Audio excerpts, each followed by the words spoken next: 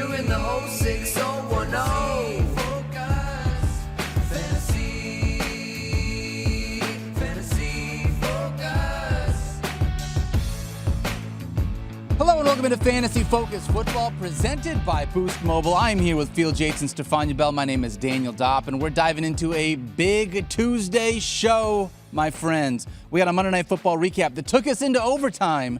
I actually fell asleep midway through the fourth quarter. Had to finish watching it this morning. No big deal, but like the daylight savings, it really hit me hard. I gotta be honest with that. We also got a bunch of trades that happened that we're gonna dive into as well, and it's Waiver Wire Tuesday, so we're gonna talk about those guys. And anytime we talk about Waiver Wire, we always talk about which injuries we need to be aware of heading into the week to make sure we're adding the right players. So first and foremost, Fields, Stephania, how are you two doing on this wonderful Tuesday morning? I didn't get as much sleep as you, Daniel Dopp, because I stayed awake for the entire Oh, game. congratulations. It was pretty exciting down to the wire, gotta admit. But otherwise, I'm good.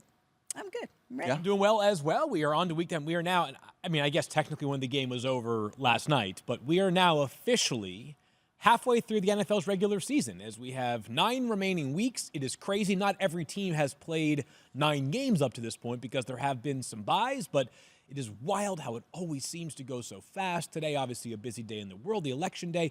As we are taping this at 10 a.m. Eastern time, we have already had some smallish moves because today is the NFL's trade deadline. If anything else with fantasy relevance takes place after our show concludes, we'll, of course, dive into it tomorrow. But, yeah, a great day and a great game last night. I know this is not going to be what Bucs fans want to hear. Impressed by the fight of the Bucs. Very short-handed offensive attack. Yep. But they took the Chiefs all the way to the wire, go to overtime, and then they never got the football back. As the Chiefs said, we will win the toss and we will score 6 minutes later. What a night. Chiefs improved to 8-0. This has nothing to do with fantasy Somebody football. Please take down the Chiefs. I'm with you on that. I thought there was parity in this league. No, there's not. There is no parity. I was a little bit surprised in watching it this morning that I did not see the Bucs decide they were going to go for 2 just to try to win it all rather than No go for chance. You know what? You don't pay attention to Maybe that's the Detroit Lion Dan Campbell in me is saying, that's like, let's be right. aggressive. World, man. Todd Bowles is I would argue, maybe the most conservative coach in the NFL. He's certainly near the top of the list. The guy will punt on 4th and 1 from your 38-yard line if he feels like it. He won't go for 2. That's for sure. And, if they got the ball in overtime, who knows? Maybe it's a different story. But this Bucs team, disappointing loss because their margin for error has now decreased because the Falcons are playing such good football at the moment. So a tough one for Tampa, obviously, last night. It seemed like when there was the coin toss and Baker realized that the Chiefs were getting it, just the look, just the reaction was like, great. By the way, I mean, Baker's still, like, he was not bad yesterday. no, 18 fantasy points. wasn't. A tough matchup? Heck yeah. It was his worst Arrowhead, finish of the season. Ding. It was his worst finish of the season as quarterback 13. But if you get 18 fantasy points on your worst finish of the season, you've made yourself a really high floor. And by the way, you are missing your 2 top wide receivers. McMillan ends up being scratched because of the hamstring injury. So you are playing with a completely different offensive setup. I thought tip of the cap to the Buccaneers, who, again, I agree with Field. They don't want to hear it because they didn't win. But I thought that they were competitive all the way to the end. It was great. Yeah, but who needs wide receivers when you've got Cade Otton? I mean, honestly, this guy is like the second coming of Travis Kelce. Ridiculous. We did say. 8 catches and a touchdown last night. Another top 3 finish for Cade Otton, who has now been a top 5 finisher in 3 straight weeks. But let's talk about the champs for a second, because DeAndre Hopkins cooked last night. He really did. And apparently I'm not allowed to say cook because I tweeted last night. Apparently I'm too old, too much of a dad to tweet about cooking. Players can't be cooking in my eyes. They can be balling, maybe. Okay. Standing out. Wait, who is calling you too old to say something? I don't know. Apparently on Twitter last night, people were saying, dude, cooking? Like 37-year-old dude with 2 kids? Like, come on now. Like, let's get a little bit more with the times here. Like, you should just be saying something like, apparently I'm supposed to be saying, like, DeAndre Hopkins is playing outstanding football right now. He has 6 catches for 60. Oh, man. I got to be honest. I asked my It's son, all in good fun. just to be able to be there with you, I asked my son Manny, I was like, Manny, who is Kai Cenat and why is he in the middle of all these commercials? I have no idea who this guy is. And then he had to teach me all about the Twitch streams and everything that's happening. So I'm an old man just like you, Field, for what it's worth. I thought DeAndre Hopkins was cooking last night with everything he was he awesome. did. Last night was exactly why the Chiefs made a trade. It's not going to be this dominant every single week, obviously, but a little bit of a ramp up. And next thing you know, we are off for takeoff as DeAndre Hopkins has 8 catches last night, finds the end zone twice. Patrick Mahomes makes one of the craziest, coolest throws of the season in the first half on a play that ends up with DeAndre Hopkins on the 1-yard line. And a great catch, too. Like, I know that the throw was probably the more superior part of the play, but 3 defenders kind of circling All around DeAndre him. Hopkins. Yeah. Concentration was great. Scores the game-tying touchdown late in the fourth quarter. The Chiefs got 0 catches last night from Xavier Worthy. This offense, and things could change when Juju returns, but he hasn't practiced in 2 straight weeks. There's also a chance that, the superior player on the Chiefs wide receiver room right now is clearly DeAndre Hopkins, and we're just going to saturate all those targets to D-Hop and Travis Kelce, who himself went beast mode again last night. Yeah, he did. Yeah, 24 fantasy points for Travis Kelce, who got the post-game interview at the desk. So you know that you're doing well when you have a game like that. Would have been 24, did have a fumble, so it came back to 22. He did fantasy a points. very uncharacteristic He loss. actually got 24 because he had the 2-point conversion. He Oh, did have look the at that. two-point Okay, conversion, all right.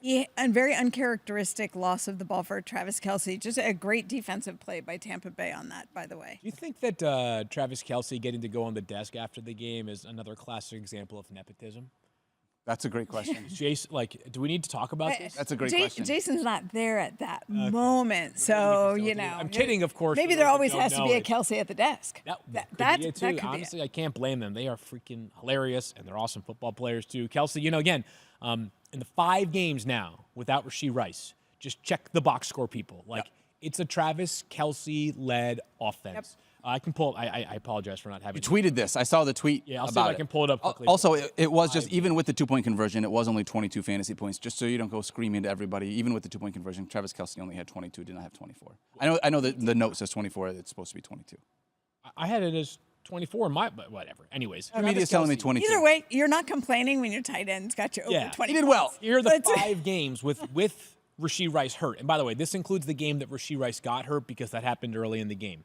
7 catches, 89 yards on 9 targets. 9 catches for 70 yards on 10 targets. 4 catches for 17 yards on 5 targets. Not a great game there, but 10 catches, 90 yards and a touchdown on 12 targets. And then 14 catches, 100 yards on 16 targets. So touchdowns, not a thing for Kelce this year. He has just 1 so far. On top of that, Travis Kelce, yards per catch, very low. I mentioned this last week on the pod. The only reason why he's not runaway tight end 1 every single week right now is because he's averaging 8.8 yards per catch. Yeah. That number reduced after last night. But,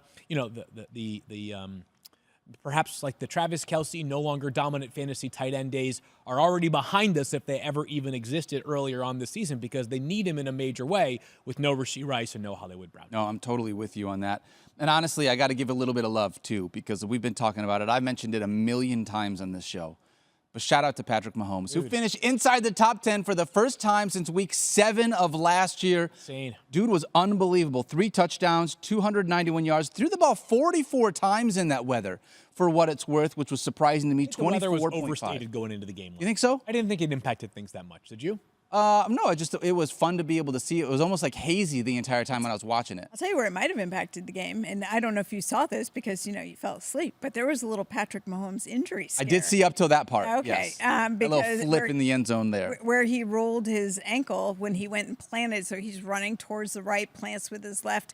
And if you were watching, Daniel, I was. You were still up. I was You still saw up. that his ankle did this little bobble, kind of what we call an eversion sprain. So it's kind of like your foot is rolling, so the sole of your foot is pointing to the outside. Turns out he had actually done that last week, and then just tweaked it, but bad enough that he went to the ground and then had to be escorted off the field with the medical staff. So everybody concerned. We were all nervous. I mean, immediately it's like,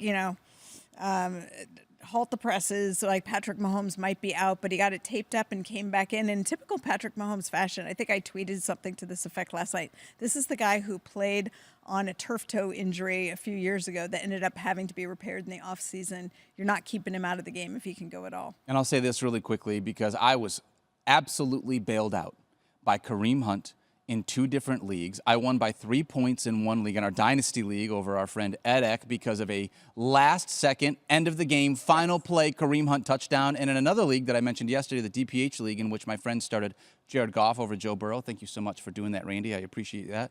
I won by 0.2 fantasy points thanks to that touchdown. So Kareem Hunt, again, over 100 yards rushing, just an outstanding amount of volume, 27 touches in this one. 27 rush attempts, in this one, as well as getting in the end zone. Right, So, and they're talking about Isaiah Pacheco and looking for him to come back, but it's going to be a few weeks. I mean, Kareem Hunt is still going to be the guy for the next few weeks going forward. all right, let's dive in really quickly to a couple of trades that happened. Field, I want to do this real first before we do trades. If you don't mind, you had mentioned yesterday how sad you were. Brought it in that if I could box. trade you some kicker fantasy points, I would, but I couldn't. Oh my God, Daniel. Is this a gift for me?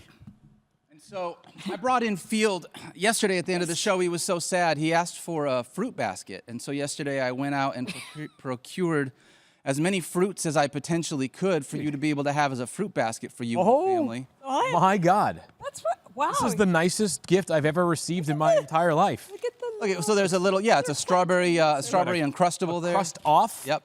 Milk chocolate raisins. So I opened those. Those were pretty good, but they're sealable, so I figured it's not a big deal. Judge of that right You now. opened them and then gave it to him. Well, after I didn't they're want to open? give his daughters that much chocolate right after That is good Halloween. right there.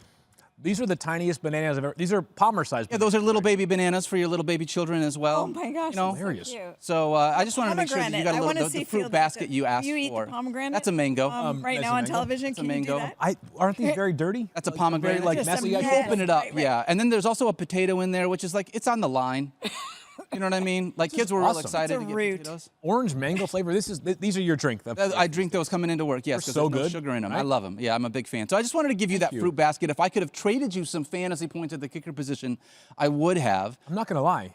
I'm over it. Yeah. Good. Hey, I don't even care anymore. Love Nothing it. can hurt me anymore. I love that. Well, I do want to talk about a couple of trades, Field. While you get You're that gonna box together, this put it up, back or you're on- gonna keep it open? I'll box it up just so I don't box spill. it up. Yeah.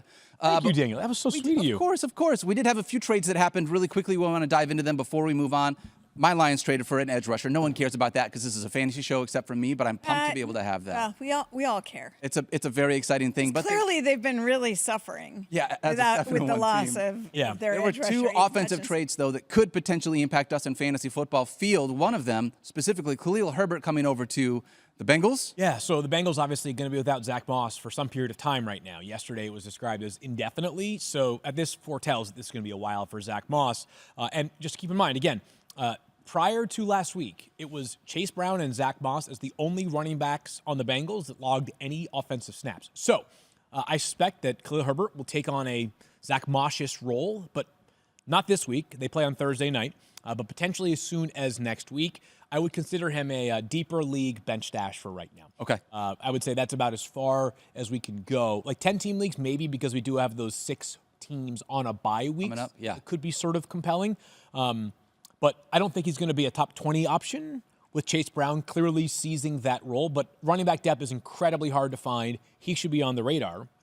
And then Jonathan Mingo goes from the Panthers to the Dallas Cowboys. Mingo was the 39th pick in the draft last year. Yeah. So I would say this, a player that clearly had left a lot to be desired in Carolina. Mm-hmm. There was a reason why they were willing to part ways with him for just a 4th-round pick. I would say this. This is a trade for our Dynasty listeners that might reshape the narrative of his career a little bit. So if you have him in Dynasty or he's available in your Dynasty league, he compels me more there. I'd be surprised if he has redraft value for the rest of this season. Yeah, we'll talk about some of the injuries in that Cowboys offense a little bit later on in the show, but it feels like we might not have Dak Prescott under center for a little bit. That could impact a guy coming over that is just traded to this team. Yeah, it's interesting. By the way, Thursday night, Chase Brown has a rib injury, but we'll see. I mean, Stephania, if he doesn't play, they're literally going to have to bring back Corey Dillon. That's honestly, our producer Tyler might not be upset about that with how good Corey Dillon was. Unbelievable. Corey Dillon. All right, when we come back, we're going Not killing Corey Dillon. I love you, baby. All right, when we come back, we're diving into the Week 10 waiver wire. We'll see you guys in just a moment. ESPN Bet Live returns on Thursday and has everything that you need to know before betting this week's NFL slate. Aaron, Joe, and Tyler return on Thursday, and we'll be there through the weekend with all the picks, props, and parlays that you need. Plus, on Sunday, Liz Loza and I stop by for our Props That Pop column. Make sure you check out ESPN Bet Live. Back here on Fantasy Focus, my name is Daniel Dopp with Stephania Bell and Field Yates. We're going to be adding some players to our benches We are, baby. right now on the waiver wire. By the way, also really quickly today, we're going to be adding a new president to our country. I just want to say this. Please go out, do your duty, and vote. This is one of the few days you can go out to be able to go out and make a difference in our country, let your voice be heard. please go out there and cast a vote for whoever you want to be president today. I think it's very important. Field, you mentioned at the top of the show. I just want to reiterate that. Constitutional right. That's right. Whoever you decide to vote for, that is irrelevant That is up to to me you. in this context, but it's one of the few things that we all are privileged enough once you reach a certain age in this country to have the opportunity to do. And I am a strong proponent for voting, exercising your right to do that, whoever it is that you end up voting for. Agreed. Agreed with And that's the end of our politics talk in this That's show. it. Yep. Last you'll hear of it for 4 more years. Well, sort of. I mean, we're gonna gotta skirt the mention line a little it. later. Yeah. Well, I mean, literal politics. Yes. It's the last you'll hear from me in politics for 4 years. I'm going to chime in that Rico is at daycare today, and they are having an election photo shoot. Oh, I love it. Rico for president. I love that. I'm so in on that. All right, let's dive into Field Pass. Field Yates, the Week 10 waiver wire. We got a handful of teams on bye this week. The Cleveland Browns, Green Bay Packers, Las Vegas Raiders, and Seattle Seahawks. Those 4 teams are on a bye this week. If you were going to start at the top of the waiver wire list, who would be your priority ad here in Week 10? Let me be honest with you, Daniel. And I want everybody to hear this. And I'm not trying to be like dismissive of the importance of the waiver wire because we tell you all the time that roster management is what matters. But as things stand right now, there is one player who is available in over 50% of leagues who I believe has the chance to fundamentally change your roster for the rest of this season. Just not this week. It's Cedric Tillman, who somehow is still available in over 52% of leagues. You gave a bunch of numbers yesterday, Daniel, but just to remind people, over the past 3 weeks, here are his lines. 8 catches, 81 yards on 12 targets. Wide receiver 10, 7 catches, 99 yards, 2 touchdowns on 9 targets. Wide receiver 3. And this past week, 6 catches, 75 yards, 1 touchdown on 10 targets. Wide receiver 11, back-to-back finishes. Heck, Tyreek Hill would do anything to have 1 week like Cedric Tillman these days, as he is straight ballin'. So he is the one player that stands above the rest. That if I have the first waiver or if I am near the top of the list for waivers, I am making sure that unequivocally I am adding him regardless of how the rest of my roster looks right now. He is wide receiver 1 in fantasy points over those last 3 weeks. I'll mention this just in case you didn't listen to the show yesterday. Wide receiver 3 in targets over the last 3 weeks. Tied for wide receiver 2 in receptions. Wide receiver 4 in receiving yards. And we mentioned this Browns offense. Do you think that this Browns offense is going to be playing with a lead and dominating teams? I don't. So if that's the case, then game script plays into famous Jameis, airing it out. It doesn't make a difference if Jameis throws a bunch of interceptions. That means Cedric Tillman is in line to potentially score some deep fantasy points. Love it. And by the way, the defense is going to get weaker already with the trade of Za'Darius Smith going away. They could, from what I hear, and again, this is 10-17 right now that we're talking about this, they could be moving other defensive players today, so that defense, which has been bad. They're going to actually trade Myles Garrett to the Lions for 3 first-rounders, a second-rounder, and Jameer Can Gibbs. you imagine? No, I can't imagine, and I don't imagine. Will not be happening. No. You put that one down. Okay, all right. Other players of note. Xavier Legette for the Panthers. This Jonathan Mingo trade I don't think really means much towards Xavier Legette. He did play 87% of the snaps this past week. Back-to-back weeks, he has been pretty useful for Carolina. Found the end zone in back-to-back weeks. Only 34 and 33 receiving yards.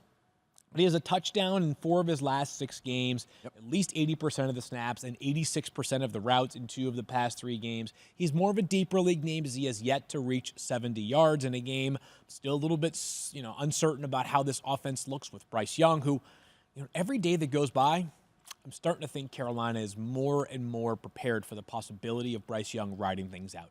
I think early on when they made the decision to bench him for Andy Dalton, there was probably a thought process of, maybe we can scrap our way to some wins. Maybe we can be a feisty team that gets to 6 wins this year, right? I think reality has set in a bit more for Carolina, and I think they may be saying to themselves, let's try to resuscitate some value for Bryce Young. If nothing else, we can put some decent tape on the field that if we want to trade him this offseason, he might have more value than he did when he got benched after 2 weeks earlier on this season. So Legette, more of a deeper league name, but still a name to know. Since week 4, only Chuba Hubbard has more touchdowns in this offense than Xavier Legette. He even has more touchdowns than Deontay Johnson, who was the guy that we wanted in fantasy coming up to this. Yeah. I am interested a little bit, just as, and Stephania, I would love to know your thoughts here. Jonathan Brooks, rostered in just under 60% of leagues. So he might still be out there and available, currently still out, but he should be coming back and returning here in week 10. Is that accurate? It's interesting. It's interesting. They haven't been very clear. They were very excited talking about opening the practice window for him. They've been consistent in saying that he's, looking good. And even Jonathan Brooks has talked about getting more confidence in that ACL reconstructed knee. they ultimately are going to have to activate him to the roster because that Tomorrow, by the way. right, Yeah. because the window is going to close. But just because you activate him to the roster doesn't mean you necessarily have to play him. I mean, it would be an odd move, but they have to make that move by tomorrow, or else he's done for the year. And I don't think, honestly, I don't think you want that because if just looking from externally from a health perspective, part of building that confidence back up is getting into some actual play eventually. They play this week in Germany. They have the bye week next week. Wouldn't surprise me at all if they say, hey, you know what? Activate him Wednesday. Don't play him Sunday. So Germany. you're talking about the earliest Okay. you'd see him on the field is week 12. And last thing I'll say, Chuba's been great. He's been really good. And they have talked about that being a reason that they feel like they're just comfortable in slow playing it. And when he's your investment that you made in the draft, you understand why they want to do that. Totally. I'll rip through a couple more here, Daniel. I think there's an interesting streaming option, Monday Night Football, of course, here on ESPN. Tua Tagovailoa, and Tua has played in 2 straight games for the Dolphins now. Has played, I thought, effectively, 25 of 28 this past week. We know the limitation for Tua. We know it, right? He doesn't run at all. So that is what it is. He's going to have to find the end zone as a passer and probably throw for 250-plus yards. I think that's possible. The Rams this season have done a good job of, they're playing better defense, I would say, just in general. But they've also allowed some big days so far this season. Kyler, 265 passing yards, 3 touchdowns. Brock Purdy at 292 yards and 3 touchdowns. This is why I highlighted Geno Smith last week. Sam Darnold a couple weeks ago in that Thursday night game, 240 passing yards. That's 10 points. 2 passing touchdowns, that's 8 more points, right? So if you're looking for the possibility of like 17 to 20 fantasy points, I think it's in play for Tua. By the way, Geno this past week, 363 passing yards, 3 touchdowns, 3 picks. So the 3 picks kind of clouded what was a great day from Geno for fantasy purposes. So I'm interested in whether we could see Tua have, a 20-ish point night, Monday Night Football. I don't know this. And maybe I'm overstating the resilience of this team. They got to show the heck up on Monday Night Football. Yes, they do. And playing in Miami Monday night, extra day to be ticked off about what's happened recently. Yep. If the Dolphins don't get it done on Monday night, I'm going to have some real concerns about Tyreek the rest of the season, even more so than where I was prior to this. Yeah. If you've got either Jordan Love or Geno Smith, both of them are on bye, so Tua is an option here going for you in Week 10. And the last one, Field, you got to switch. Curveball. That's right. Presented by the new Boost Mobile 5G network. Let's talk about a defense, Field Yates. We don't talk about defenses very often on this show. How about the Chicago Bears, who, the Bears right now are in a tough spot. They have lost back-to-back games in really unfavorable fashion, right? Yeah. Hail Mary and then the no-show last week against Arizona. But those are the Patriots. The Bears are 4-0 at home this season. They are 0-4 on the road. I believe one of those games was technically across the pond, but still, they are 4-0 as the home team this season, 3-0 in the great city of Chicago. The Patriots this year have allowed opposing defenses / special teams to score 93 fantasy points. Only the Browns have allowed more. The Browns are at 105, so you're always trying to stream your defense against the Browns. The Bears, to me, a compelling case. You guys know how I feel about Drake May. Heck, I think Drake May looked even better this past week than he did the weeks prior. That kid looks like a freaking stud, but really limited pass catchers around him. Yep. The offensive line's a mess, and Drake, still a rookie. 3 turnovers this past Sunday, and he more than made up for it with his miraculous play in general. But while I'm a big fan of his, I'm a big fan of the Bears matching up against this Patriots offense. Yeah, I really like them. 6th most fantasy points this season from the defensive position. I like them more this week against New England than their future schedule because they. Yeah, this is a Week 10 streaming option for you because it does get tough after that. But I do like that. Hey, you got to switch. Brought to you by Boost Mobile. Sometimes you got to find that streaming defense specifically, and that can make a difference for your fantasy squad every single week. All right. When we come back, we're going to take a little bit of a deeper dive into the waiver wire, maybe some deeper league ads on the Doppler radar. We'll see you guys in just a moment. Remember to tune into Fantasy Football Now on Sunday and join me, Mike Clay, Field Yates, Stephania Bell, Damian Woody, Liz Loza, and our friend Eric Moody as we get you ready for Week 10 of the fantasy season. From injuries to rankings, we got you covered. Find us on ESPN2 this Sunday starting at 10 a.m. Eastern all the way up until kickoff. Back here on Fantasy Focus, Daniel Dopp, Stephania Bell, and Field Yates. Let's dive into the Doppler radar. You want to pass the your own baton over to Stephania and I? Yeah, you know what? Why, if you want to do that, you can ask me about a handful of players because I got 4 guys I'm going to bring to you if you're in a little bit of a deeper leagues or you need a few extra players from off of the waiver wire. Yeah, Daniel, I last I checked, there's no one left on the Saints. It doesn't feel like it. They are scraping the bottom of the offensive barrel as you have basically just Alvin Kamara with all the pass catchers. Chris Olave going to be out. Obviously, we know Rashid Shaheed is out, and there doesn't seem to be anyone behind them from that perspective. There's no tight end that really stands out outside of Taysom Hill. Top 3 tight ends on bye this week, David Njoku, Brock Bowers, and Tucker Kraft. You might be having to make a decision as to what you're going to do there. The last 3 games for Taysom Hill, 14.4 fantasy points, 6.2 fantasy points, and 16 fantasy points. He is going to be involved in the Saints offense. It might not be in the traditional way. Taysom Hill never gets there in the traditional way. Traditional about Taysom Exactly. Hill, so. But if you need a tight end, Taysom Hill, because of how depleted this offense is going to be, could be someone you could roll out there in the tight end spot in Week 10. He was hurt earlier in the season, so he gets his 3rd rushing touchdown of the year, his highest number of receptions and receiving yards without Chris Olave in the mix. This is not something they're going to veer away from, I don't believe. I mean, You have a choice now, right? Well, yeah. they don't, but they've also shown that they are willing to go to Taysom Hill over and over and over again. That's it. That's an easy buy-in. I had a prop that did not hit because I had Alvin Kamara over 100 rushing and receiving yards and a rushing touchdown. And then that anytime touchdown went to Taysom Hill. Because, of course, it does. That's what he does there. So that's a part of his role in this No doubt offense. about that, yeah. I'll tell you what, though. If Taysom Hill doesn't float your boat, Field, you mentioned Drake May playing better. There are not a lot of great pass catchers in that Patriots offense. I honestly feel like the best one is Hunter Henry. I would agree. You look at what he's done here the last 4 games, 13.1 fantasy points, 17.2 fantasy points, 9.5 fantasy points, and 12.6. This offense is progressing with Drake May under center. They are taking on Chicago, so it is going to be a little bit of a tougher matchup. But if you needed someone to fill in for one of those 3 tight ends that I mentioned earlier, and you don't love the idea of whatever Taysom Hill can be because you're not really sure how it's going to work out, I think Hunter Henry is a more than viable streaming tight end this week if you need someone in an offense because he is, I think, their number 1 pass catcher. Well, and by the way, Drake May likes him. Because Yes, he does. He's 5 catches in each of Drake May's 3 starts. Yep. Highly nuanced analysis on this one.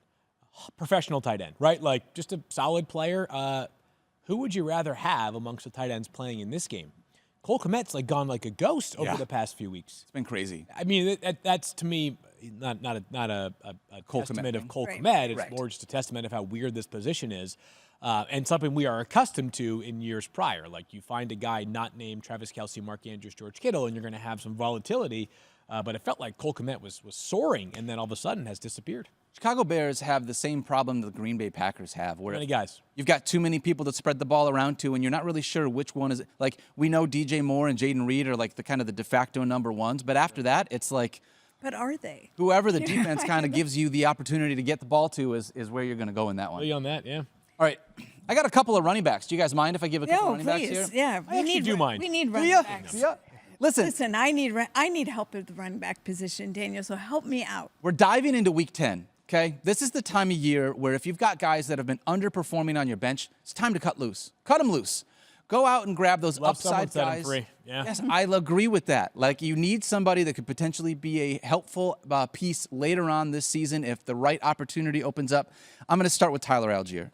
Because right now, of all those running backs and rostered less than 50% of leagues, he's the one that has the clearest backup role in the NFL.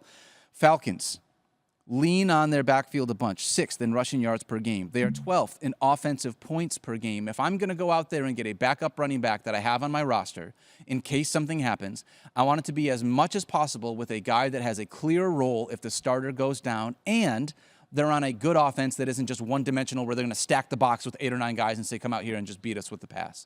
So Tyler Algier, we've watched him do it before. We know how good he can be. And I have him this week.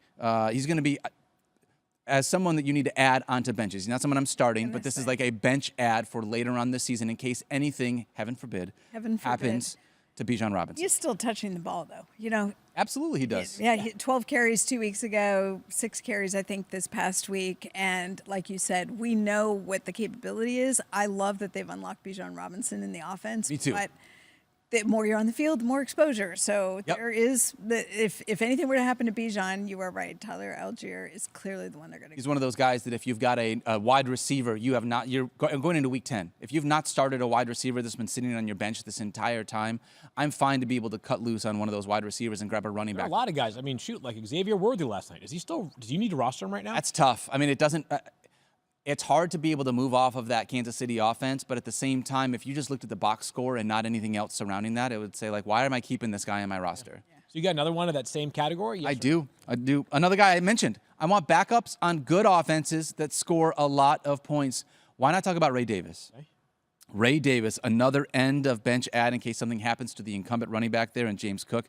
Bills have 10 rushing touchdowns from the running back position this year. That's fourth most in the NFL. That was one of the things that we were complaining about last year. Yeah. As Josh Allen steals them all and these running backs don't get any touchdowns, that's changed here in 2024. Sure has, yeah. Bills are fifth in the NFL in points per game. Like I said, I want high-scoring teams. You look at what he's done the last couple weeks, too. Week 6, he had 18.2 fantasy points with 152 yards from scrimmage. Week 7, 11.7 fantasy points, and he found the end zone that week. Yeah. Week 9, 17 fantasy points with 90 yards from scrimmage, and he found the end zone that week as well. I think Ray Davis, again, if you have an open spot at the end of your bench, is worth adding just in case anything happens to James Cook, because he would be, in my mind, he's taken over the lead of that backfield in front of Ty Johnson. We were wondering coming into this season, was it going to be Ray Davis? Was it going to be Ty Johnson? I think Ray Davis has shown us the last couple weeks he is the guy that they would lean on if anything happened to James Cook. Okay, sweet. You guys good with that? Yeah. Love it. that. I Couple more running backs there that you have, just There you in go. Love case. it. Yeah, it's a great thought. And we'll continue to give you names along these lines because with each passing week, we're not only closer to the end of the season, but obviously more teams will have already had their bye, 4 more this week. So at some point, you don't need to worry as much about filling in the gaps at your wide receiver or running back starter spots because your wide receiver or running backs may have already had their byes in their entirety. You are not wrong. All right, when we come back, Fantasy Focus is going to head to the polls. Are we? Well, maybe. We'll see. We're go going to wrong. do a couple things here. We'll see how this works out. If you're watching the TV cut, maybe you want to go check out the digital version for this one. But when we come back, we got more from Fantasy Focus in just a little bit. With profit boosts, same-game parlays, and exclusive offers from your favorite ESPN personalities, ESPN Bet has fantasy sports covered, as well as those that like to have a little sports betting fun. New players can get their first bet insured up to $1,000 in bonus bets by signing up with the promo code FANTASY. Download the ESPN Bet app today. All right, back here on Fantasy Focus, we are going to head to the polls this week. We mentioned it's Election Day. Voters across the country are going to make their voices heard. We're going to cast our ballots of our own in some of the NFL battleground states. By the way, if you are going to watch election coverage, ABC always a great place to be able to do that. Our partners over there. But let's start, if you guys don't mind. I'm going to throw a couple of states up here, and we're going to choose a couple players in these states. In the Buckeye State, rest of season, who would you rather have? T. Higgins or Cedric Tillman? Both of these wide receivers have been very involved. T. Higgins, unfortunately, hurt last week, did not play. It's not even hard for me because I'm not taking the guy who's currently hurt. I would take Cedric Tillman. Look, I love T. Higgins as a player, but he missed the first 2 weeks of the season with a hamstring injury. He's currently down with a quad injury. Now, I have heard he's making good progress. This was 12 days ago that he injured it in practice. He's missed 2 games, but it's not going to be this week and on Thursday night, so you're at least waiting till week 11, and you don't really know how he's going to be when he gets back. I will still take T. Higgins. By the way, I have a write-in vote bonus question at the end of this. Oh, I I wanna love make it. Sure that we ask. I love it. So I'm going to lean towards T. Higgins because you're also not getting Cedric Tillman this week. They're on a bye as well. So week 10 is neutral on these two players. And while I'm very, very, very encouraged by Cedric Tillman over the past 3 weeks, I just think T. Higgins is a better football player. And by the way, T was red hot prior to this last injury. Over his last 4 games, 10, 13, 7, and 8 targets. So 9.5 targets per game for T. Higgins, 60 or more receiving yards in each of those 3. He scored 3 touchdowns in those each of those 4. He scored 3 touchdowns in those 4 games. So Cedric Tillman's momentum is as strong as any candidate in the fantasy football world right now, but I lean towards T. Higgins personally. Let's see what you did there, Field Yates. I'll say this. Bengals wide receivers. This is from Mike Clay's Strength of Schedule. Go check him out at Mike Clay NFL on Twitter. Went from 9th easiest to 3rd hardest for the rest of the season. The Browns went from 3rd easiest to the hardest. So both of these wide receivers actually have some difficult matchups coming up. I'm going to lead I'm going to lean towards Cedric Tillman. Okay. I'm going to do that. Normally, I want to be able to have the higher scoring offense, and I think that is the Bengals. But right now, I'd love the YOLO ball that Jameis Winston can provide with Cedric Tillman, and I'm just leaning into that. So the Electoral College, as well as the fan vote, says Cedric Tillman with a 55% rate. Stephania, do you want to make a board bet with me and you against Field for the rest of the season, Cedric Tillman over T. Higgins? Are you willing to do that? Or do you want me to do it alone? I'm willing to get on board with you. You're going to create it. I'll co-sign. Stephania and I say Cedric Tillman scores more fantasy points rest of the season than T. Higgins. And I say T. Higgins outscores Cedric Tillman for the rest of the season.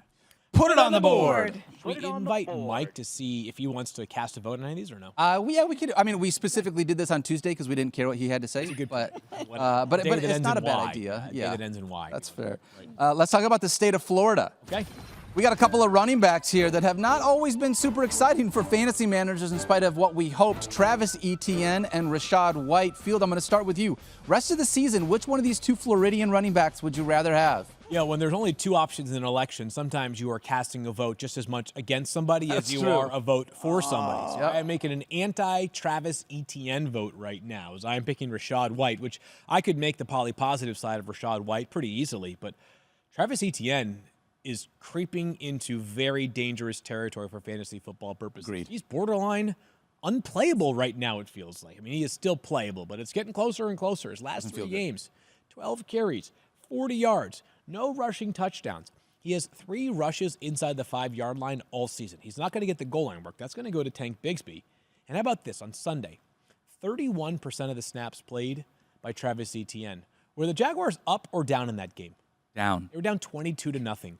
Travis Etienne came into the NFL with a known strength of doing what? Catching the football. Yep. Shouldn't a pass-catching back be on the field when you're down by 22 points? Especially when you lose one of your best pass catchers in Christian Kirk? And the answer is no. It was Dearness Johnson playing a ton in the second half. Travis Etienne had a bad drop that led to an interception, or maybe it was a fumble. Anyways, a turnover-worthy play, if you will, from Travis Etienne. And they basically sent him right into oblivion. So clearly Rachaad White, to me, who once again was excellent last night, found the end zone for Tampa Bay, and they are a huge part of that passing game as well. I was just going to say only 3 carries for Rachaad White, but he did find the end zone. He looked good last night, too. Travis Etienne just hasn't looked great, and he's been hurt so much this year between the shoulder injury, the hamstring injury. He hasn't been able to stay on the field. He hasn't been practicing as much. I think sometimes we discount those things, but sometimes I think that's how they show up in the game when you're just not able to be that involved. No, I'm totally with you. Both of these guys, obviously, you mentioned Field with Tank Bigsby. They both have guys behind him that are really pressing them for playing time. Bucky Irving doing the same thing with Rachaad White. But I overstated how excellent Rachaad White was last night. But whatever. At least he plays. He played and he got in the end zone, right? I would 6 touches total. It's not ideal, but better than Travis Etienne. But he's going to have a role because they've made that case, and Bucky Irving has this toe issue that's going to continue. They both have passing game prowess, but only one of these teams is using this running back as a real pass catcher in their offense, and that is Rachaad White. Yep. By the way, Tampa Bay is scoring way more actual points than the Jaguars. Which translates into more fantasy. More fantasy points. Coming into last night, because I didn't include last night, the Jaguars have scored the 13th fewest points in the NFL. Tampa has scored the 4th most. And with that, 78% of the vote from our fan audience as well comes in on the Rachaad White side. All 3 of us took that. Rachaad White going to win the state of Florida. In a landslide. In a landslide. Landslide victory. All right, let's talk about the state of New York because I think this one is going to be really fun, my friends. You define fun. We got a couple of wide receivers. This is going to be a close race. Very hotly close. Contested. You've got Malik Neighbors on one side and Garrett Wilson on the other side. Yeah, it's tough because you feel good with either one of these wide receivers. On the ballot field. I am voting for, I believe in Stephania. I feel like you're the smartest person here, so you can recall. Probably know better than I do. I believe it was Ross Perot, who was like the famous independent candidate who kept running.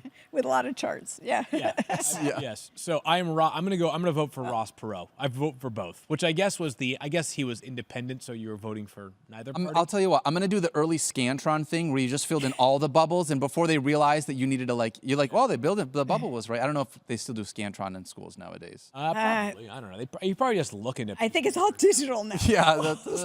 I'll vote for Malik Neighbors. Yeah. But it's close. I mean, Malik Neighbors' target share has not been It's the lower upside. than 29% in a game this season. They are throwing the ball to him all the time. Maybe less touchdown equity for Malik Neighbors because the offense is inferior to the Jets, but it's not like the Jets are exactly a well-oiled machine themselves. So I will lean towards Malik Neighbors, but both players feeling excellent about rest of season. Stephania, where are you going here? I do think that Garrett Wilson has benefited from the addition of Devontae Adams because now all of a sudden we've seen a boost for him. But I would say that his target numbers are still never going to match the target numbers that Malik Neighbors has. Field referenced the share. He's got at least 11 targets in 5 of the 7 games that he's played in his career. I mean, He's been unbelievable. that's unbelievable, right? Daniel Jones is always looking for him, and if you look at the way he catches the ball, and a lot of these are big play balls as well. So, and he finds the end zone. So give me Malik Neighbors. All right, so both of you are taking Malik Neighbors. I will just mention on Malik Neighbors, he's averaging 12 and a half targets per game in his healthy games so far this year. He has a 37.6% target share. Yeah.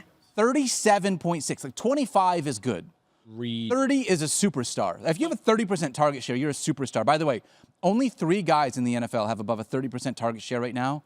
That's Justin Jefferson, Cooper Kupp, and A.J. Brown.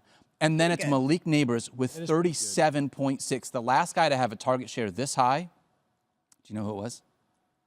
I don't. Brandon Marshall. Yeah, I would never have guessed that. Had a In a million 40% years. target share with the Chicago Bears back in 2012. Like, he has been unbelievable. Both of these offenses are grandma booty cheeks. I do not like it at all. Nice. All right? But the Giants have the second easiest schedule moving forward at the wide receiver position. The Jets have the 17th easiest schedule. So for me, I'm going to default with you guys. I'm taking Malik Neighbors. However, that is where the Electoral College is going to end with Malik Neighbors. But our fan vote, 55% would rather have Garrett Wilson. This is the closest one. Well, we've yeah, had. it's by sure. far He the was closest, also right? I 55, mean, if I demanded recount, I don't know if it would still show up that way. I would be. I'm just worried about any hanging chads we have on this one. All right, let's talk about the state of California. Do I need to Stephania. recuse myself? I don't know. I mean, Bias in this one. one's a tough one. Let's talk about this. State This of one's California. tough as It is. Would you rather have Kyron Williams, I have an answer to that. who has done so many unbelievable things for fantasy managers this year, or CMC, who has yet to play a game but is on the precipice of returning? Stephania Bell. Want me to start? Which side would you take here? Well, of course. Are you recusing yourself? or no? No, of course not. Voter bias. Of all course the way. not. Of course not. Of course not. Christian McCaffrey, I get a chance to talk about him. I'm going to go with Christian McCaffrey. First of all, I am loyal. My party lines up with Christian McCaffrey here. You know that I'm always going to pick a 49er over a Rams player. I'm sorry, Kyron Williams, but you never stood a chance. Kyron Williams, though, has averaged 22 carries in the last 4 games. So that is pretty incredible. We know about the volume of work. And what I will say is we cannot expect Christian McCaffrey to have the same volume of work when he first comes back. He's coming off what's classified as an overuse injury. You don't want him to do too much. But here's what I'll say. Where is Christian McCaffrey the most dangerous? In the red zone. Where have the 49ers needed him? In the red zone. I think the scoring opportunities are going to be there for him. And also Christian McCaffrey, a huge pass catcher for the 49ers. It's not going to be the carries. I think Kyron Williams will out-carry Christian McCaffrey, at least in the early days. But I think the pass catching ability and what Christian McCaffrey will bring, I'm going to go with him. You know, and I don't care what your arguments are back. All right, I got to say this, Field. I'm going to let you be the last one to weigh in good. here. I'm going to go with Kyron Williams in Of this. course you are. I think he's got a clear-cut role. I don't think that there's a backup. Like, the Rams don't utilize a backup there. And I think that's part of my concern from here where we're at, week 10. Most of the leagues that I play in, playoffs start in week 14. 14, 15, 16, 17. Don't do a playoff game in week 17. We just watch football week 18. Sorry, in week 18. We just watch football. We don't play fantasy in week 18 if we can help it. So I've got 4 weeks of Christian McCaffrey in the regular season. And like you had said, I'm interested in seeing how are they going to ramp him back up with the other running backs and the workload he's going to potentially have here. It's not that CMC can't be good, but Kyron is second in the NFL in touchdowns with 10. He had a touchdown in every single game except for this last one. I still feel like that workload is going to be there. I don't think he has someone behind him dealing with the same thing that CMC is going to have, where maybe they want to bring him along a little bit slower, give some touches to some other guys. So for me, as much as I love CMC, I'm going to go with Kyron Williams rest of They the did season. bring Blake Corum in for one snap. One play. For one, yeah. They did. You're right. You're right. Great wrap. Great snap. I'm just saying. There was one. There was one. Field, where are you going Yeah, on this man, one? it's such an easy, it would be very easy to just take Kyron Williams. I don't think you need to make a case for Kyron Williams because everybody already knows. He's been one of the best running backs in the NFL. Yeah. So trying to keep the positive demeanor right now, and I'm going to lean towards Christian McCaffrey for this. Ooh. It's nitpicking. That's in my notes. This is nitpicking. But Kyren Williams has 20 or more fantasy points in only 3 of 8 games this season. I know that sounds ridiculous because he's been unbelievable. And 3 out of 8 times is still pretty darn good to get to 20 or more fantasy points. Yep. I also acknowledge that Christian McCaffrey will not be playing as many snaps, at least out of the chute, as he was last year when he was on the field all the time. But he played 16 games last year, and he got to 20-plus fantasy points 12 times, 75% of the time. So the chances of Christian McCaffrey by the end of the season, like I am looking at the possibility of for the final, let's call it the final 6 weeks of the season. Okay. Right, 6 weeks of the fantasy season or regular? We can, whatever. 5, let's call it, include week 18. Okay. Exclude week 18, I don't really care. 5 to 6 weeks of the season, Christian McCaffrey could be like, all right, top of the heap, right back where he was, assuming he stays healthy, which is, of course, a big assumption, but all players carry their own level of injury risk. So I will go with Christian McCaffrey, but damn, that's a tough one. CMC wins this one. I bet you guys are wondering where our fan vote landed on this one, because as am I. This was, I think, was another really close one like the state of New York. And our producers tell me that it was, in fact, nope, I got no word. I'm waiting for a producer to talk to me. Kyren Williams. I think it was 61%. 61% for Kyren. Really decisive win, yeah. Wow, gosh. All right. Well, you guys win it because of the Electoral College. However, the fan vote is on my side. I just want you guys to know I speak for you. You speak for the fans. That's right. That's right. All right, we got another one. One last one we're going to dive into here. You know what I think on that last one? I think that there were fans abstaining from voting because they didn't want to jinx the Christian McCaffrey return. They need Christian McCaffrey to come back and be healthy. That's what it is. All right, let's look at the Fantasy Focus Texas poll. You got CeeDee Lamb and Nico Collins. Stephania, I'm going to start with you. We have not seen Nico in 4 weeks. It is week 10. He is ready to come back, I believe, against my Detroit Lions. Correct. As long as there is not a setback, are we expecting to see him on the field in week 10? I think we'll see what he does in practice, but by all accounts, he has looked fantastic in his rehab, hitting 20 miles per hour when he was running, and that was 2 weeks ago. So they've been very encouraged by what they're seeing with him. And the level of intensity of what he's been doing on the side certainly has been challenging the hamstring. They put him on IR, so there was no question. There was no temptation to bring him back early. But, man, I love the idea of Nico Collins coming back into the I got one more question for you then. Okay, go. Because question too, yeah. Nico Collins coming back from IR right as looks like Dallas Cowboys quarterback Dak Prescott goes on IR. Right. And Jerry Jones saying this morning that they were putting Dak Prescott on IR. We knew that it was going to be a multi-week absence, most likely because of the hamstring injury. Dak said to reporters afterwards that he felt something he had never felt before. We don't love hearing that. And, they need to be cautious with it. Dak will try to push himself to be out there and so then, can't throw effectively this is at hamstring either. This is where it lands for me. And Field, I want to ask you this. I want to ask Stephania and Nico Collins. Okay. Because 2 things yesterday. The Texans had 2 other players who were eligible to return to practice besides Nico, and both of them were designated and Nico was not. Yeah. And during their bonus practice yesterday. D'Amico Ryans was asked about Nico, and I thought was far from committal yesterday for this week. So do we think there's a chance? And this is a team who recently had a linebacker in Christian Harris who came back from a hamstring injury, maybe pressed it harder sooner, and was subsequently hurt again. Is there, we're not certain on Nico for this week. No, we're not certain. Okay. I certainly haven't heard anything about any kind of setback, and the program has been leading me to believe that he would be back this week. But until he is designated, yes. I was just nervous because I was like, wait, everybody else returned to practice except for him. And then D'Amico is, I wouldn't say he's our most transparent head coach. He's pretty good. But he's pretty good. He's pretty good. And the other thing is I don't know exactly what's happening in the background. It'll be interesting, obviously, as we get deeper into the week. But they may have felt like they wanted to clear him with some testing, that he didn't need the bonus practice. We'll see. Gotcha. Okay. We'll see. So then that's where it leads into, this is where it's like a double-sided conversation, because would you rather have CeeDee Lamb with Vice President Cooper Rush? Yeah. Or would you rather have Nico Collins with Vice President C.J. Stroud, Field Yates? I lean towards Nico Collins. He had 100 or more receiving yards in 3 of his 4 games that he was actually healthy. He played the whole game, and then in the other game, which he left early, he had 76 yards and a long touchdown. So Nico's been excellent this season. CD has not been, I would say, what we hoped for when we drafted him first. He's banged up as well. I mean, he hurt his shoulder in the last game, and even though it was AC sprain, even though, he was trying to power through it. It's still less than 100% with an offense that's clearly compromised. And Texans, no more Stephon Diggs. I mean, they are looking for Nico. Yes, they need Nico Collins to be able to come back. Hopefully we see that. I think rest of the season, I would also default to Nico Collins as well. He leads all wide receivers in fantasy points per game. This Texans offense just looks different when he's able to be out there and on the field. And I'll just say this about CD before people, are totally panicked. Yeah, certainly it's better when he has Dak than when he doesn't have Dak. But it wasn't terrible the last time that we saw CD without Dak for an extended stretch. He had 5 games back at the start of 2022, which, again, that's 2.5 seasons ago and different circumstances and all that. But the Cowboys made him a priority still. In 5 games with Cooper Rush, here are his lines. 7 catches, 75 yards on 11 targets. 8 catches, 87 yards on 12 targets with a touchdown. 6 catches, 97 yards on 8 targets with a touchdown. 5 catches, 53 yards on 8 targets. 5 catches, 68 yards on 10 targets. So you're talking about At least 8 targets in every single game. and closer to 10. So, you've got a chance to still see 10-ish targets a game from CeeDee Lamb. That's going to be good enough to be a top 10 receiving option for me.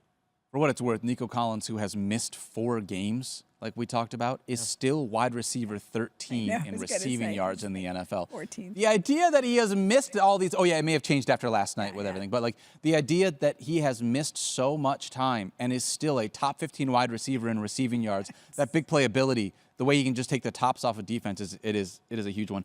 I'm actually hoping he sits this week out because he plays my defense. Oh, I know, yeah. I would love that. But yeah, I'm going to go with Nico Collins. You're going with Nico Collins. Stephania, where are you going with this one? Nico. Nico as well. And 78% of the fan vote goes with Nico Collins as well. The Electoral College has spoken.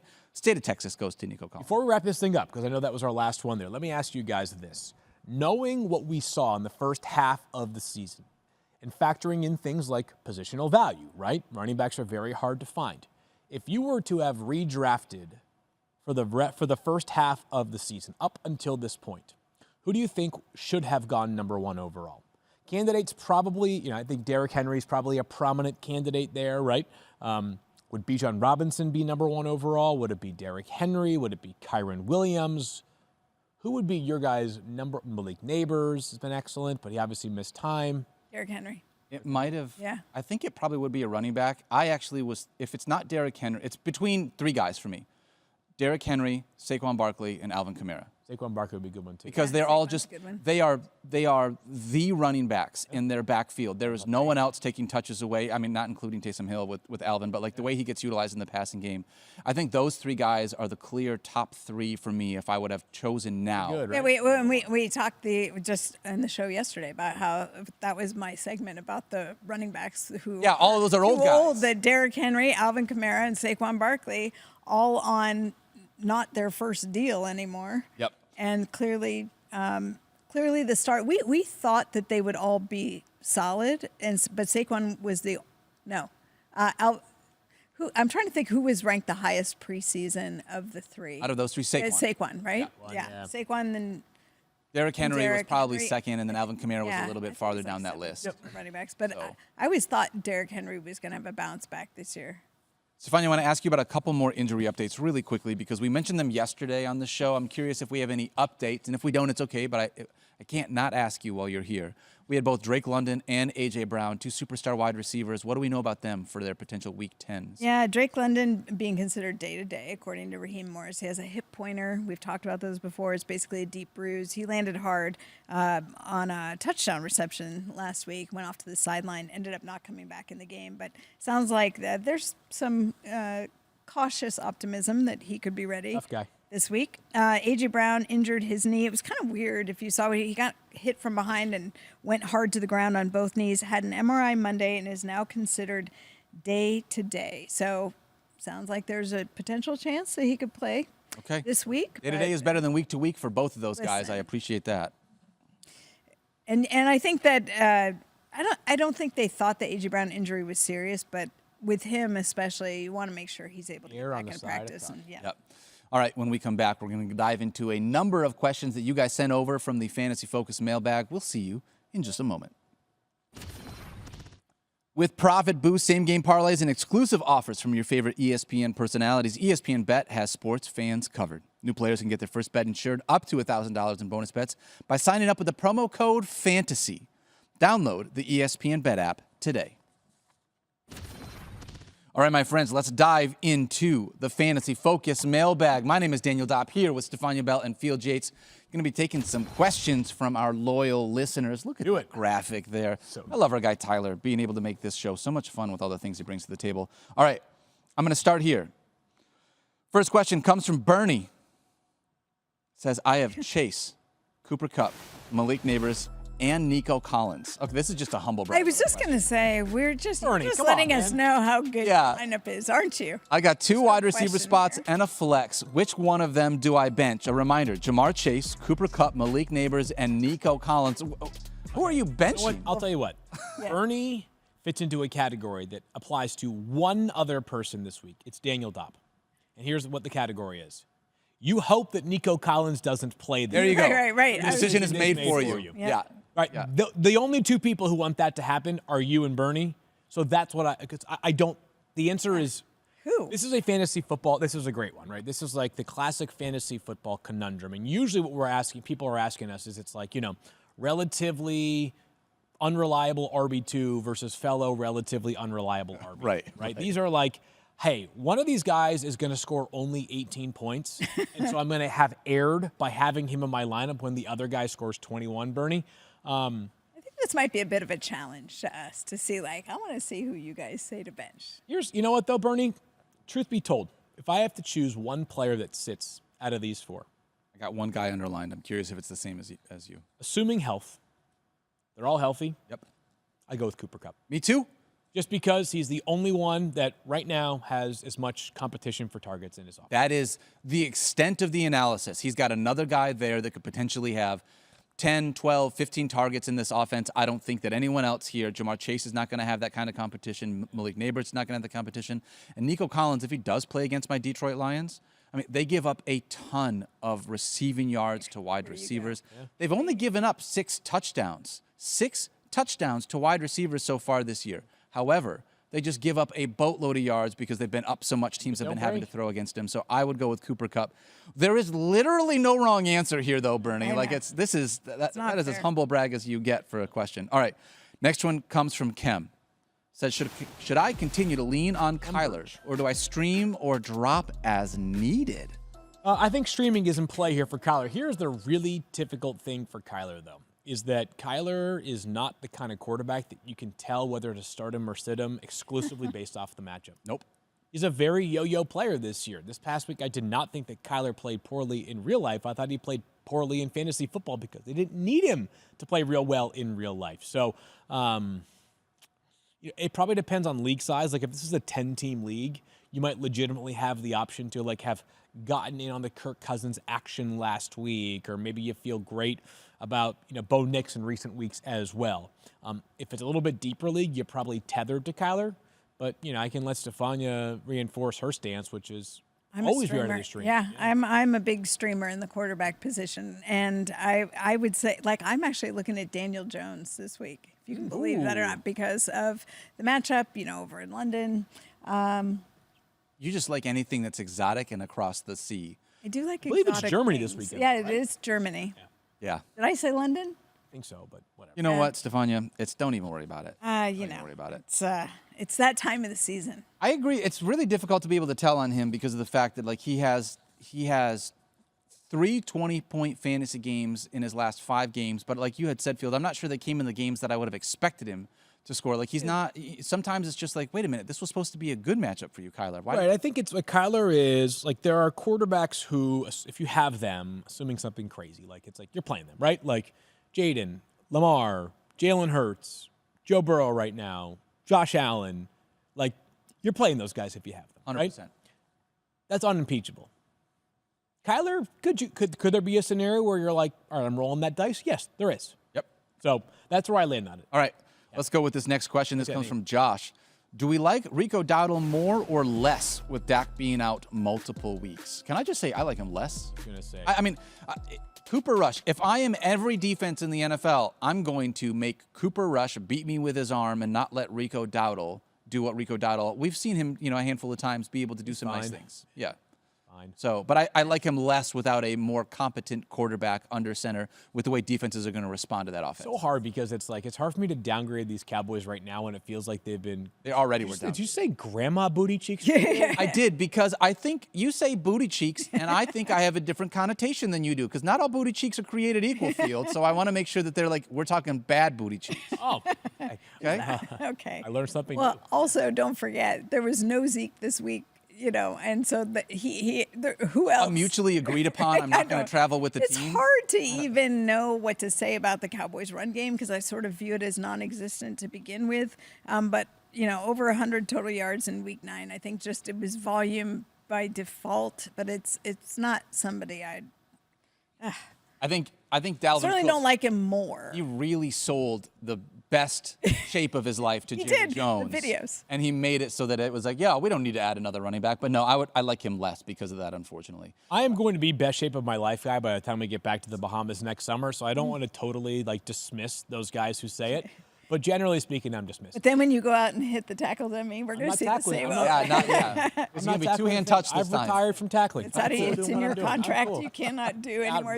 I'm just happy to be here. I mean, shoot, I tell you what, I was in PT this morning and I was talking to, I was saying to some of the people there, because you become friends with people that you rehab with, right? right. You're usually Mhm. there at the That's why I same was a time, PT, same days. yeah. Yeah, and I said, I got to tell you, I'm going to not miss being hurt, but damn right I'm going to miss you people because it's fun, a little camaraderie there. For what it's worth, my mom. You're all going through something together. Mama right? Dopp is doing PT right now for a thing that See? she's going through, and the worst part about it, her PT is a diehard Packers fan. Do they talk? Oh, they absolutely talk. In fact, she brought him in a $10 Starbucks gift card after the win this last week. What a move. Mama Dopp. And look at the Bring in the PT heat. love that's happening right Cry here. some espresso tears, buddy. That's It's right, on me. exactly. All right, Kyler has a question. This one might be Kyler Murray. He might have asked the earlier question. actually. Kyler Murray. Should I sell high or hold on Devontae Smith and Zay Flowers?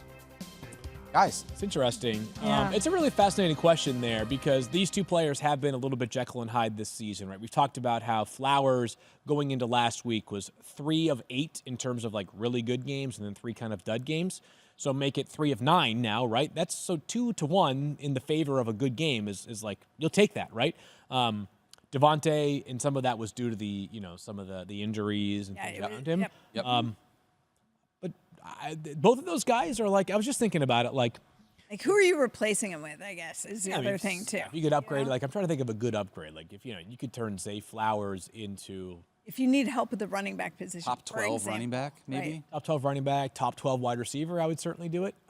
But neither one of those guys screams to me you got to do it now before the getting's gone, because both of those guys should be pretty darn reliable. Devontae's already had his bye. You've got 9 more weeks of utility out of him. You don't know exactly what's going on with A.J. Brown, and their matchups coming up. I mean, they have they play at Dallas and Washington, Rams, Yep. Ravens. Devontae Smith could still be really useful. I might be a little reluctant to let him go. I will be quick on this. I'm holding both of them. Zay Flowers, I said it yesterday. Top 15 wide receiver in 4 of his last 5 games and at least 18.5 fantasy points in 4 of those 5 games. We'll see how Deontay Johnson impacts that. Honestly, given how small each of them is, you could probably hold them on your shoulders. You probably could. You're strong enough that you could do that. Devonta Smith. These are the last handful of games for Devontae Smith. 15.4, 20.6, 14.9, 15.4, 0.8. He only played 18 snaps that game. 20.5 and 18.7. So outside of that one game where he had less than 1 fantasy point, he's had a floor of at least 14.9 fantasy points. Right. So I don't think you need to go out there and make a move for either one of these guys. Move either one of these guys. Using the spark joy standard now, does the player spark joy for you or not when you think about him in fantasy football? And if the answer is yes, I'm not trying to trade them. I like that. I like that field. It's another very scientific method. 100% it is. That's what fantasy football is. I don't think Mike Clay has that in his algorithms. Sleevey Wonder has a question. Can we talk about Sleevey Caleb Wonder. Williams' inaccuracy? Good name. He's destroying DJ Moore's fantasy value, missing on long balls and in the red zone. This is a multiple week trend at this point. Dude, Sleevey Wonder.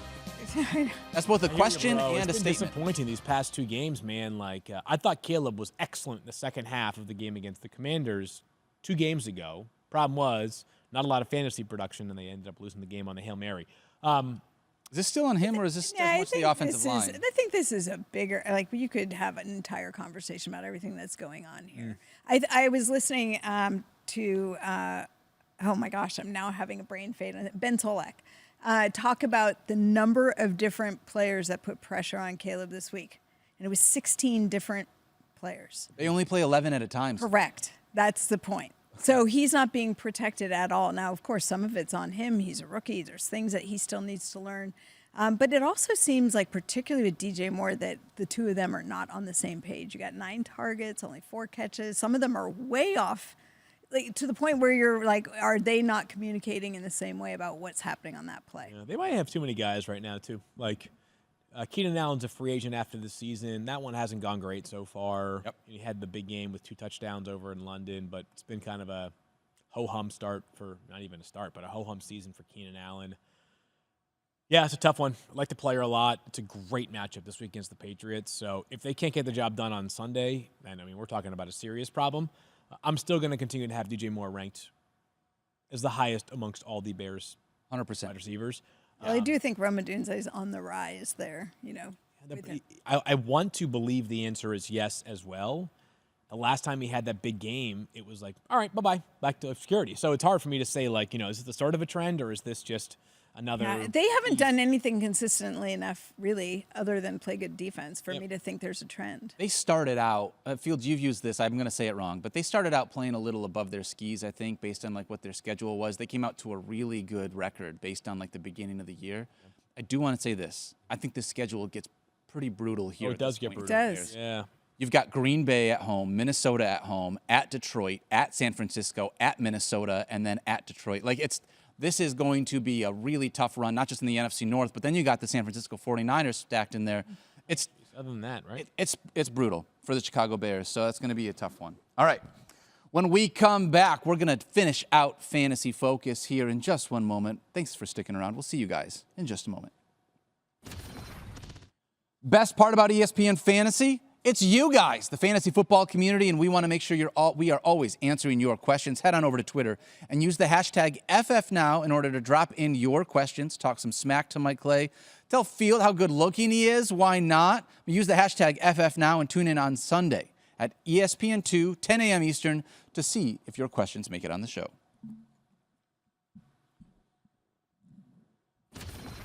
Back here on Fantasy Focus with Daniel Dopp, Stephania Bell, and Field Yates. Guys, this has been a very fun show. Obviously, waiver wire, very important. Make sure you get in your waiver claims today. I do want to say this, and this does not have anything to do with fantasy football, but it does have to do with fantasy. Field, I'm so mad that you beat me in fantasy basketball this week. It was 5-4 in our fantasy basketball matchup. We went back and forth. There's multiple. I have transitioned to fantasy basketball because some of the leagues that I'm in, I've just been decimated by injuries, and so it's like, you know what? I need some other ways to find joy in my life. Starting off injured in the fantasy basketball league. Like, that's no fun. Who did you start with? Who are your main guys? Because I think Fields' team has actually been banged up too. Yeah, my first, third, and fifth round picks I are all lost on Steph IR. Curry at the start of the season. He's Although back, he's though? back. I know he's back. But Daniel took advantage of my weakened roster. I did in week 1. Yes, you did. did. I got lucky there, yeah. Yeah. So that's always fun. I love being able to do fantasy basketball with you guys. We don't just love fantasy football. We love all forms of fantasy here for what it's worth. I know Mike is in a fantasy NHL league. Yeah. He still hasn't invited us to that. Has he invited you guys? No, he has not. Yeah, I still have not gotten an invite. Fantasy for that either. NASCAR. We need to do a fantasy NASCAR league and not invite Mike Clay is what we need to do. Yo, fantasy F1. That would be fun. That would Doesn't be Max fun. win every week? What? Doesn't Max win every week? Yeah, you know he does, but seems that way. we can start it. That trend might start changing. Yeah, we'll see. We'll find out. Okay. We'll find out about that. Going to be a very fun week ahead. Stephania, you are off the next couple days, but we're going to follow you on Twitter at Stephania_ESPN for all the injury updates that we have. We're going to be back tomorrow, Field, You guys me, see you, that and Mike, after the FF Now shout out on Sunday, is now up over 10 million Twitter followers? That's incredible. Yeah, Way to go, Mike Clay. Mike Clay NFL, yeah. That's It's so good. The bump, the FF Now bump is real. All he needed to do was He was accidentally begging tag for Stephen A. followers. Smith. He tagged Yes, Stephen yeah. A. Right. I know. I love that. That's the secret to getting so more much followers. fun. All right, guys, we love you. Thank you so much for hanging out with us. Today's show is presented by Boost Mobile. For Field and Stephania, my name is Daniel. Don't forget to love each other. Be kind to yourself. Get your waiver wires claims in. There you go, do it.